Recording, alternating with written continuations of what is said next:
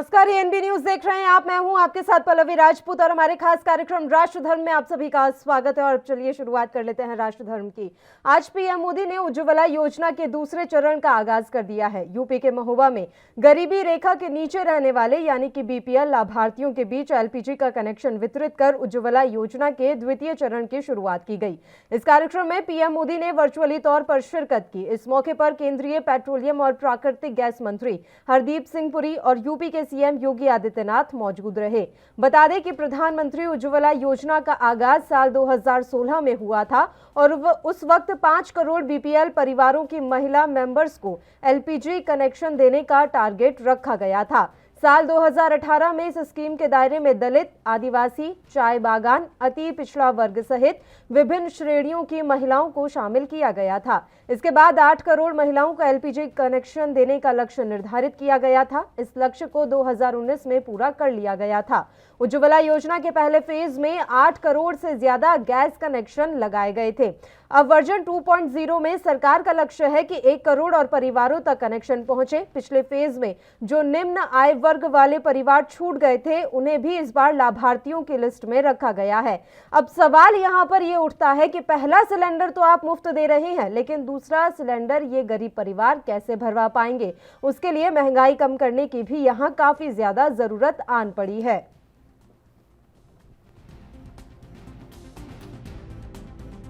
उज्ज्वला दूसरे चरण योजना सबसे अधिक राहत देने वाली है। अब मेरे श्रमिक साथियों को एड्रेस के प्रमाण के लिए इधर उधर भटकने की जरूरत नहीं है। सरकार को आपकी ईमानदारी पर पूरा भरोसा है। आपको अपने पते का सिर्फ एक सेल्फ डिक्लेरेशन यानी खुद लिखकर देना है और आपको गैस कनेक्शन मिल जाएगा। साथियों, सरकार का प्रयास अब इस दिशा में भी है कि आपकी रसोई में पानी की तरह गैस भी पाइप से आए। ये पीएनजी सिलेंडर के मुकाबले बहुत सस्ती भी होती है। उत्तर प्रदेश सहित पूर्वी भारत के अनेक जिलों में पीएनजी कनेक्शन देने का काम तेजी से चल रहा है। पहले चरण में यूपी के 50 से ज्यादा जिलों में लगभग 21 लाख घरों को इससे जोड़ने का लक्ष्य रखा गया है। द्वितीय चरण के कार्यक्रम के लिए भी उन्होंने उत्तर प्रदेश की धरती को चुना है। इसके लिए मैं उत्तर प्रदेश की 24 करोड़ जनता की ओर से उनका हृदय से आभार भी व्यक्त करता हूं। हम सब जानते हैं कि आज से 6 वर्ष पूर्वी उत्तर प्रदेश के बलिया से आदरणीय प्रधानमंत्री जी ने उज्ज्वला योजना के प्रथम चरण का शुभारंभ किया था। पूरे देश के अंदर 8 करोड़ लोगों को निःशुल्क रसोई गैस के कनेक्शन और सिलेंडर उपलब्ध करवाने में इस योजना ने जहां ग्रीन एनर्जी के क्षेत्र में प्रत्येक नागरिक के जीवन में व्यापक परिवर्तन लाने का कार्य किया, वहीं न केवल इसके माध्यम से पर्यावरण की रक्षा अपितु नारी गरिमा और सम्मान की रक्षा और उनके स्वास्थ्य की रक्षा भी इसके माध्यम से हुई। अकेले उत्तर प्रदेश के 1.5 करोड़ परिवारों को पहले चरण में इस योजना का लाभ प्राप्त हुआ।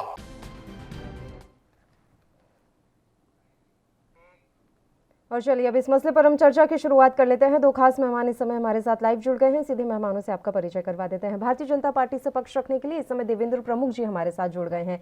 इनके अलावा कांग्रेस से कुंवर सिंह जी इस समय हमारे साथ जुड़े हुए हैं। दोनों ही मेहमानों का स्वागत है एएनबी न्यूज पर। देवेंद्र प्रमुख जी, शुरुआत हम आपके साथ करना चाहेंगे। सर, उज्ज्वला योजना 2.0 की आज से आप लोगों ने शुरुआत तो कर दी है, लेकिन मैं ये जानना चाह रही हूँ सर, कहीं ऐसा तो नहीं होगा कि ये जो पहला सिलेंडर है वही आखिरी रह जाएगा? वैसे भी जिस स्तर से महंगाई बढ़ रही है और जो आय का स्तर है वो घटता जा रहा है, उससे ये उम्मीद तो कम ही है कि दूसरा सिलेंडर भरवा भी पाएंगे ये गरीब परिवार। पल्लवी जी, सबसे पहले तो मैं बताऊंगा कि उज्ज्वला योजना जो है उस पर सवाल उठाया कई बार, विपक्ष ने डिबेट्स भी हुई हैं, पहले भी जिक्र है। हम्म।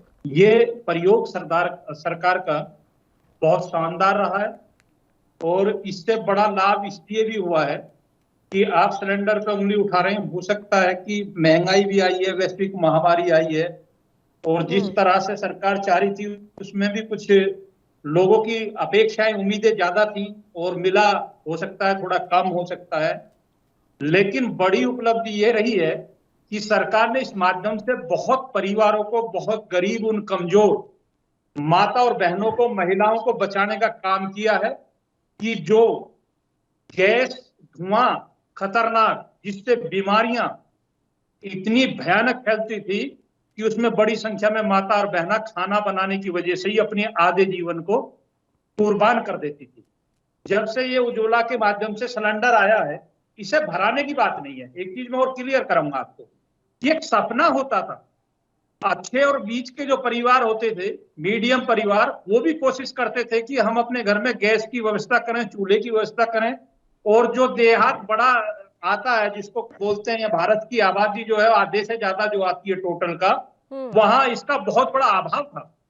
वहां एक सपना था, अगर किसी तरीके से हमने कनेक्शन ले लिया तो सिलेंडर नहीं मिलता था।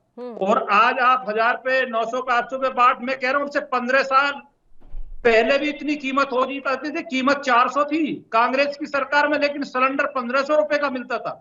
और किसी गरीब परिवार में कहीं शादी होती थी तो इतना इतना ब्लैक था सिलेंडर पर, बहुत बुरा हाल था।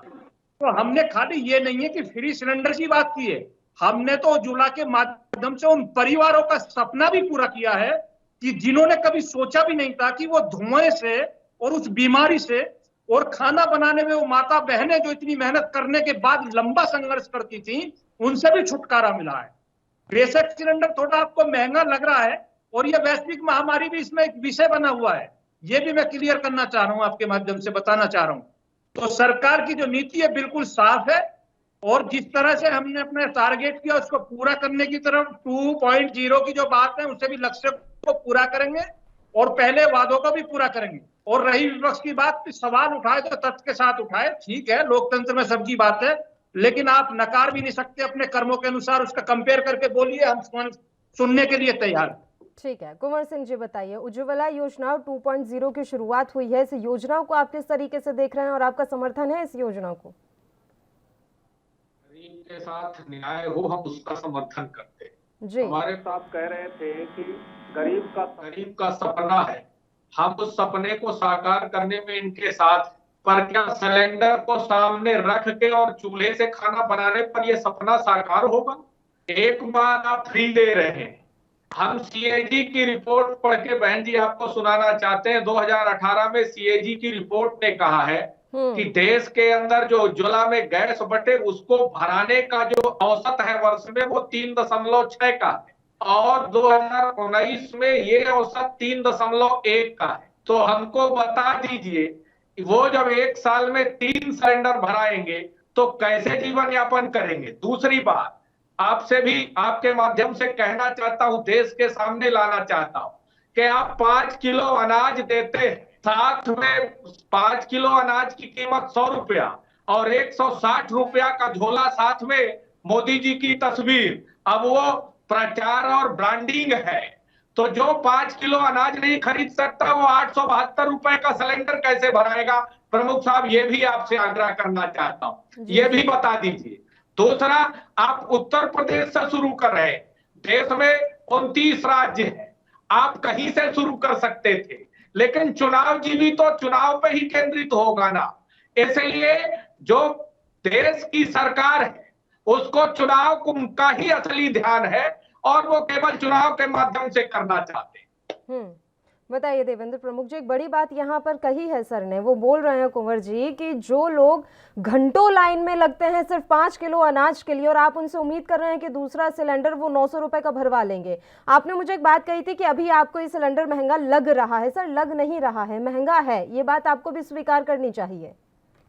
देखिए पल्लवी जी, हो सकता है आंकड़ों के अनुसार जिस तरह हम बात कर रहे हैं बैठकर चैनल पर, और जब बात आती है सच्चाई की तो कुछ चीज स्वीकार करती है। मैं भी मानता हूं गरीब के हिसाब से कि सिलेंडर हो सकता महंगा हो, लेकिन जो स्थिति रही है उसको हम उसको हटा नहीं सकते, उसको नकारा नहीं जा सकता। मैं सच्चाई से भी बार बार ये सच के साथ अवगत करा रहा हूँ। कुंवर साहब अच्छे से सवाल उठा रहे हैं, उत्तर प्रदेश पे सवाल उठाया, बहुत अच्छी बात है कि आप 29 राज्यों में से इसी को क्यों चुन रहे हैं। उसका भी कारण है, उसका कारण हो सकता है कि आपकी नजर में चुनाव हो, लेकिन मैं ये बता देना चाहता हूं कि उत्तर प्रदेश इस देश का सबसे बड़ा राज्य भी है। उत्तर प्रदेश इस देश का सबसे बड़ा राज्य होने के बाद दुनिया में आबादी में 16वें नंबर पर आता है, और 16वें नंबर 200 प्लस जो कंट्रियां हैं दुनिया, उसमें अपने आप में 16वें नंबर पर एक देश आता है। और उत्तर प्रदेश में ज्यादा जरूरत है, ज्यादा बड़ा स्कोप है। ये भी एक कारण उत्तर प्रदेश को चुनने का होता है। उत्तर प्रदेश में आप खाली चुनाव की बात इसे सीमित मत रखिए, आप अनाज की भी बात करिए। आपके यहाँ आपकी सरकारों में भी कोटा होता था, सरकारी सस्ता गल्ला की दुकान, राशन की दुकान, जो आज इस पर हम काम कर रहे हैं। जब वैश्विक महामारी नहीं थी, उनकी ऐसी हालात थी कि आप गरीब की तो छोड़िए, जो संपन्न लोग थे, जो पढ़े लिखे लोग थे, वो तक राशन नहीं ले पाते थे। बड़ी बड़ी लाखों करोड़ों की सब्सिडी सरकार दार रहती थी हमेशा, इसमें खपत हो जाती थी और बड़े लोग जुड़े हुए थे। इसमें पारदर्शिता आई है, ईमानदारी आई है, निश्चित आई है। और मैं फिर सिलेंडर पर बात की ना, अगर आज आप एक महीने की बात करें, एक महीने में जितना एक परिवार को सिलेंडर 900 रुपए का बता रहे हैं, 850 रुपए का बता रहे हैं सर, और 10, 20, 50 रुपए कम बढ़ती है, चलता रहता, होता रहता। आज स्थिति ये है क्योंकि जितना भी तेल पदार्थ से संबंधित चीज है, उनकी अंतर्राष्ट्रीय कीमतों में उछाल अब हमारे हाथ में भी नहीं है, ये अंतर्राष्ट्रीय स्तर का मामला है। तो इसमें थोड़ा घना उतार चढ़ाव हो सकता है, फिक्स रेट की मैं बात नहीं करता यहाँ, लेकिन आप कोष निकाल कर देख लीजिए, कितना ही गरीब परिवार हो, कितना ही कमजोर परिवार हो, और वो जिस तरह से अपना देहात और पिछड़ा कमजोर आदमी खाने में सिलेंडर से अलग दूसरी चीज उपलब्ध कराता पकाने के लिए, जिसे ईंधन भी बोलते हैं देहाती भाषा में, चाहे वो लकड़ी से पकाता हो, चाहे वो गो से उपला से पकाता हो, या कोई और अन्य स्रोत हो, वो भी सिलेंडर से ज्यादा महंगा उसको पड़ता है। ये भी सच्चाई में क्लियर कर रहा हूं। और हर गरीब और कमजोर परिवार की पहली जिम्मेदारी है कि उसे खाना बनाने के, खाने के लिए पकाने की व्यवस्था बहुत जरूरी है। सिलेंडर पर फिर मैं वहीं आता हूं कि एक बड़ी कॉस्ट जो है सरकार ही, पहली सरकारें लेती थी, जिनमें सिलेंडर की कीमत जो है 5 से 6 हजार, और कनेक्शन की कीमत अलग, और किताब बनाने की दलाली अलग। तो एक सपना होता था मध्यम परिवार का कि उसे गैस सिलेंडर मिल जाए। आज सरकार का पहला ये प्रयास है, जैसे गरीबी रेखा से नीचे आज हर खाता गरीब का जो बैंक में है, सपना होता था 500-1000 रुपए के भीतर कोई खाता नहीं खुलेगा, कोई सरकार से मदद जाती थी, पहली सरकार बोलती थी। स्वर्गीय राजीव गांधी जी का ये बयान था, खूब चर्चा में रहता है कि मैं 1 रुपया भेजता हूं 10 पैसा तक नीचे जाता है। आज माननीय मोदी जी का जो काम है, वो 1 रुपए भेजते हैं तो 1 रुपए में 5 पैसा और बढ़कर उस व्यक्ति तक पहुंच रहा जिस तक मदद जाती है। ये बदलाव का ही कारण है। और ये सिलेंडर की मैं बात करता हूं, ये सिलेंडर किसी भी हालत में आप इसका आकलन कर लीजिए, आज भी गरीब और कमजोर परिवारों के लिए अन्य स्रोतों के साथ बीमारियों से बचाते हुए, आफतों से बचाते हुए सस्ता भी है, और दाम उसका किफायती भी है, और वह परिवार उस ईंधन से, सिलेंडर से अच्छे से अपने आप का खाना योजना चला बना रहे रहा हैं। और खा रहा है। बहुत बधाई उसके लिए, आप बधाई के पात्र हैं कि आप लोगों की सेहत के बारे में और तमाम चीजों को सोचते हुए ये योजना चला रहे हैं, सपना उनका पूरा कर रहे हैं, बीजेपी की भाषा में मैं बोलूं तो। लेकिन आप मुझे ये बताइए, सपना टेम्पररी पूरा करना है क्या, कि 2 महीने पूरा कर दिया, 3 महीने पूरा कर दिया और उसके बाद आप फिर से लकड़ी पर आ गए, आप फिर से गोबर के उपलों पर आ गए? मैं 2019 की रिपोर्ट बता रही हूँ सर। चलिए, अभी तो हमारे पास एक्सक्यूज है कि कोरोना चल रहा है 2 साल से, तो लोगों की अभी आमदनी घट गई और हमारी अर्थव्यवस्था चरमराई हुई है, पूरे विश्व की चरमराई हुई है। 2019 की मैं बात कर लेती हूँ। 2019 की एक रिपोर्ट के मुताबिक देश भर में उस समय भी कुल 16 करोड़ घरों में ऐसी ही चीजों का इस्तेमाल कर खाना बनाया जाता था, जिसमें ये पेड़ पौधों की सूखी पत्तियां आ गई, गोबर के उपले आ गए, लकड़ी ढूंढ ढांड के लोगों ने अपने घर में खाना बना लिया। ये 2019 की रिपोर्ट है सर, ठीक है। अभी 2 साल से आप कह दीजिए कोविड आ गया, तो 2019 में तो कोविड भी नहीं था। उस समय की ये रिपोर्ट, ऐसी चीजें क्यों सामने आई? जबकि आप लोगों ने तो 2016 में उज्ज्वला योजना की शुरुआत कर ली थी। उसके बाद से 3 साल में जब आप कुछ नहीं बदल पाए और अभी आप ये बातें कह रहे हैं बैठकर। देखिए पल्लवी जी, वही मैंने तथ्य के साथ आपको बोला है, और आपने भी वही लकड़ी पत्ते उसकी बात की पर बात कर रहे हैं। आज की कोष्ठ की भी मैं बात कर रहा हूं। हो सकता है कि आप जितना आपने कहा कि 2 वर्ष जो है, 2 वर्ष का समय निश्चित सरकार का जहां सुधार का प्रयास था, अर्थव्यवस्था का प्रयास था, कई चीज और बीच में लड़ना पड़ा है। सिलेंडर से बड़ी बात दवाइयां थी, ऑक्सीजन थी, और वैक्सीनेशन था, लोगों की जान बचाना था। कितनी चीज आपको गिनाई जाएंगी, उसके लिए कई घंटे की डिबेट भी कम है। लेकिन हम मौखिक जो बात कर रहे हैं इस समय, हम सत्य के साथ जो बात कर रहे हैं, सच्चाई आपने भी यही कही है। मैं उसी का आंकलन फिर आपको दोहरा रहा हूं एक बार, कि आप कैलकुलेशन करा लीजिए आज की स्थिति में भी, कि मैं एक तो गारंटी इस बात की ले रहा हूं कि गरीब, कमजोर माता और बहनों के स्वास्थ्य को बचाने के लिए ये सरकार की पहली सोच और प्राथमिकता है। उसके बाद एक प्रयास भी है कि जो 80 गरीब और कमजोर पिछड़ा परिवार है, उनके लिए सरकार प्रयासरत है कि ऐसी व्यवस्था की जाए कि जितने सिलेंडर हम साल में फ्री वाला सिस्टम है, स्कीम है, उसको दोबारा से लाइन पे बिल्कुल लौट रही हूँ सर। मैं थोड़ी देर के लिए आपको यहाँ पर रोक रही हूँ, एक छोटे से ब्रेक के लिए हमें बुलेटिन में रुकना है, फौरन हाजिर होंगे।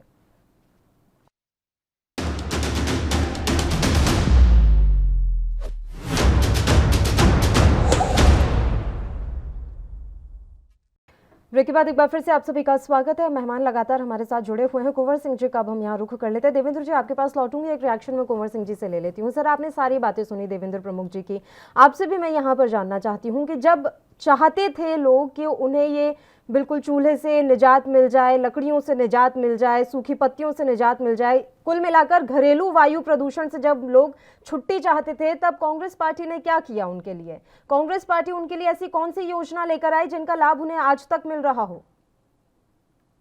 देखिए, वक्त बदलता है और वक्त के हालात बदलते हैं। एक कंप्यूटर जब आया था, उसके पहले कैसे होता था? आज अभी बैंक का इतना इंटरनेट की सुविधा मिल गई तो लोगों के पैसे सीधे जाने लगे। अभी उज्ज्वला की बात आप कर रहे हैं, मैं कहता हूं एक सिलेंडर तो, लेकिन योजना में कर दिया कि देश के लोग तो बहुभाग्य मान लिए कि हमको भगवान के दर्शन। मैं मानता हूं, लेकिन हमारे यहाँ एक कहावत है कि 1 पैसे की घोड़ी और 10 पैसे उसकी ढुलाई। आप देखिए कैसे खरीद रहा गरीब व्यक्ति, ये उसको पता है। और जब एक सिलेंडर ले आया, दूसरा भराने की उसको नौबत ही नहीं आती है। जो देश के 80 करोड़ लोगों को भी प्रमुख साहब बता रहे थे कि 80 करोड़ लोगों को हम 5 किलो अनाज पे जो जिंदा है, जो 5 किलो अनाज नहीं खरीद पा रहे हैं, वो 872 रुपए 900 रुपए का कैसे सिलेंडर लेके बना पाएगा? दूसरी बात प्रमुख साहब ने कहा कि गैस का दाम और लकड़ी का दाम, तो लकड़ी खरीदने गांव के लोग जो है वो लकड़ी खरीदते हैं। गांव में पेड़ पौधा, कचरे, पत्तियां ये इकट्ठे करके अपने जीवन यापन करते हैं, अपने जीवन का। तो मैं इनसे कहना चाहता हूं कि जब आप पहली बार उज्ज्वला योजना लाए, उसके बाद आपने कितने लोगों के लिए फ्री का सिलेंडर बांटा, उसका भी बजट बता दीजिए। सिर्फ एक बार देने से, एक बार लॉलीपॉप आपने लाली दिया, लेकिन वो सिलेंडर भगवान की मूर्ति की तरह रख लिए। अब उस पे अगरबत्ती लगाने से पेट नहीं भरेगा। और जब सिलेंडर के बाद लोग फिर चूल्हे में खाना बनाने लगे। और रही स्वास्थ्य की बात, भाई साहब ने कहा कि स्वास्थ्य का हम ध्यान दे रहे हैं, तो 16 एम्स माननीय नरेंद्र मोदी जी घोषणा के हैं, अभी उनका निर्माण कार्य भगवान भरोसे। हमारे प्रमुख साहब ने राजीव गांधी, मैं क्या कहता हूं, आप 1 रुपया भेजते हैं, आते आते 1 रुपया 5 पैसा हो जाता है, ये भगवान ही बता सकता है। मेरे तो हिसाब में 1 रुपया अगर आप भेजते हैं तो 1 ही पहुंचना चाहिए। पर इतना भी अतिशयोक्ति अलंकार मत कर दीजिए कि जिस तरह से घोड़े के लिए, चेतक के लिए कहा था कि पड़ी अचानक नदी अपार, राणा ने सोचा इस पार, तब तक था चेतक उस पार। इतना भी नहीं है, भ्रष्टाचार में कैसे कैसे भ्रष्टाचार का होता। पीएम केयर फंड के वेंटिलेटरों को आपने देखा होगा, गंगा नदी में शव देखा होगा, किस तरह से दवाइयों की ब्लैक मेकिंग हुई है। लेकिन जिस तरह से महामारी का ओट लेके कहीं पर निगाहें कहीं पर निशाना, सारी चीजें आप ये कहते हैं कि महामारी से हम कर नहीं पा रहे, तो आप उत्तर प्रदेश में ही आके फिर से आज 40 जिले उत्तर प्रदेश की बाढ़ के चपेट में है। 500 गांवों का संपर्क टूटा हुआ है। माननीय प्रधानमंत्री जी, इस पर भी कुछ कहे होते तो राजस्थान के भी कई जिले हैं सर जो इस समय बाढ़ की चपेट में। बाढ़ कहां से बीच में आ गई? आपको पता होगा कि राजस्थान के ऐसे कितने संभाग है जो इस समय भयंकर बाढ़ की चपेट में है। शुरुआत अगर ये राजस्थान से करते तो हमें अच्छा लगता। आप कभी भी तो गैरों को भी अपना बनाने की कोशिश करिए। कभी राजस्थान, छत्तीसगढ़, पंजाब से भी शुरू कर दीजिए। लेकिन काहे जी, जब प्रचार करना है, चुनाव जीवी बनना है, अपना एडवर्टाइजमेंट करना है, अपनी ब्रांडिंग करना है, तो अपने ही करेंगे जहां चुनाव है। आप राजस्थान से करते तो हम इस बात को जरूर रखते कि राजस्थान में बाढ़ है। लेकिन उत्तर प्रदेश से इन्होंने किया है तो उत्तर प्रदेश के लोगों का हाल बेहाल, और आप वहां पर खुशियां मना रहे हैं, अन्न उत्सव मना रहे हैं, उज्ज्वला, लेकिन उनका क्या?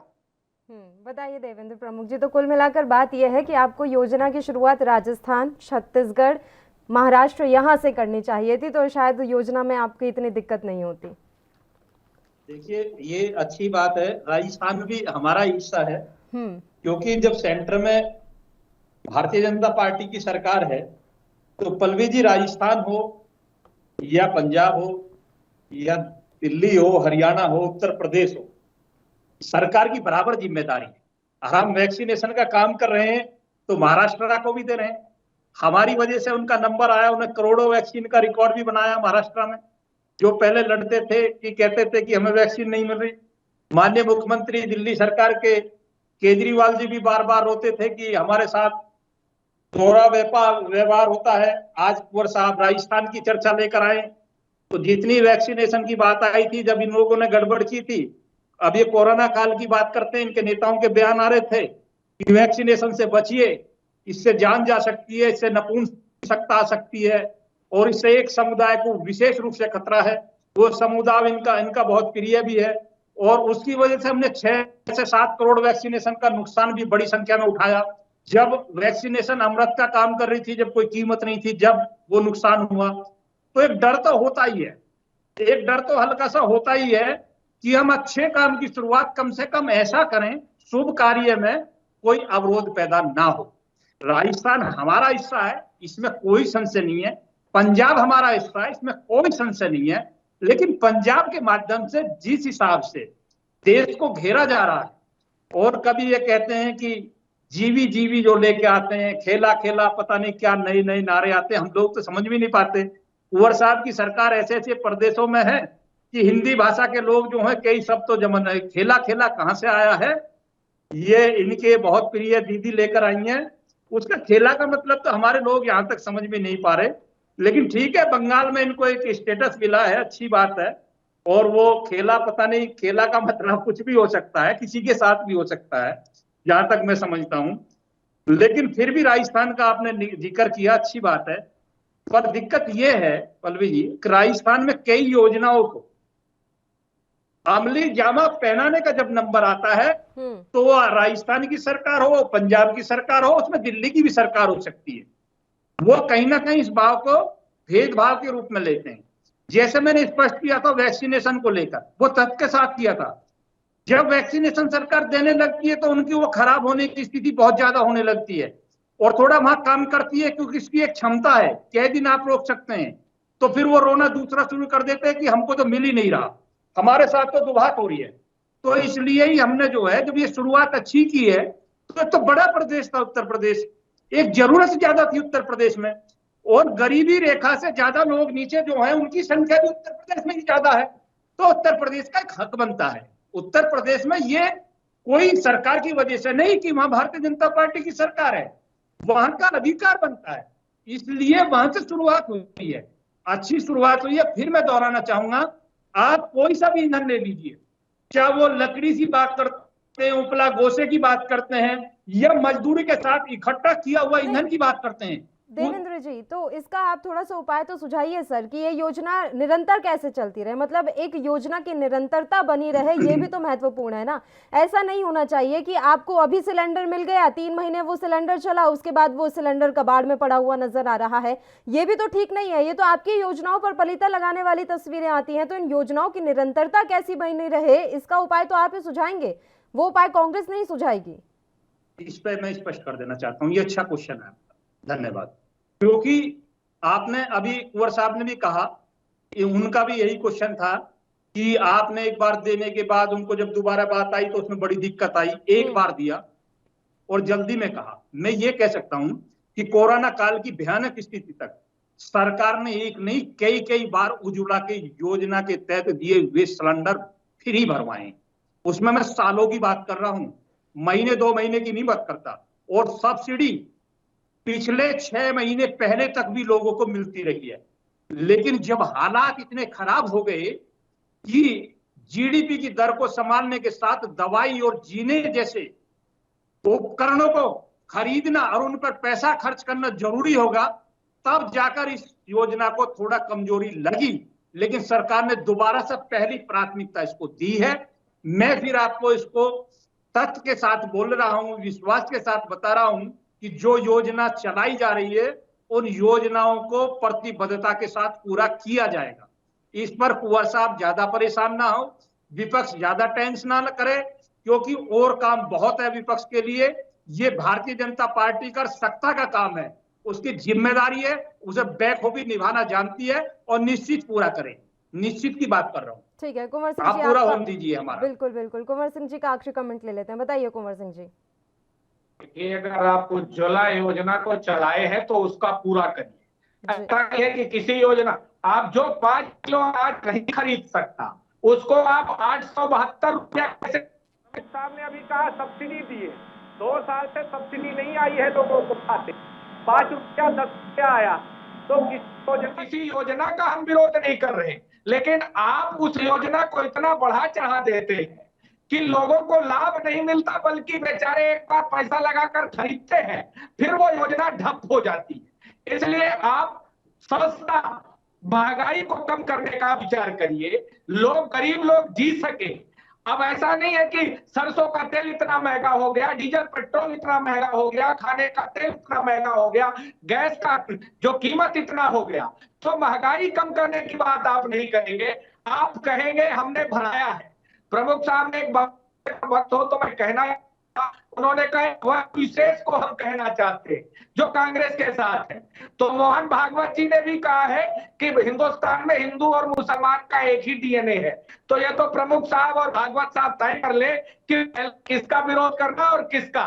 और इतनी बात में हिंदुओं ने ऐसा नहीं कहा कि कांग्रेस के साथ है, उन्होंने कहा कि एक वर्ग विशेष जो कांग्रेस को बहुत प्रिय है।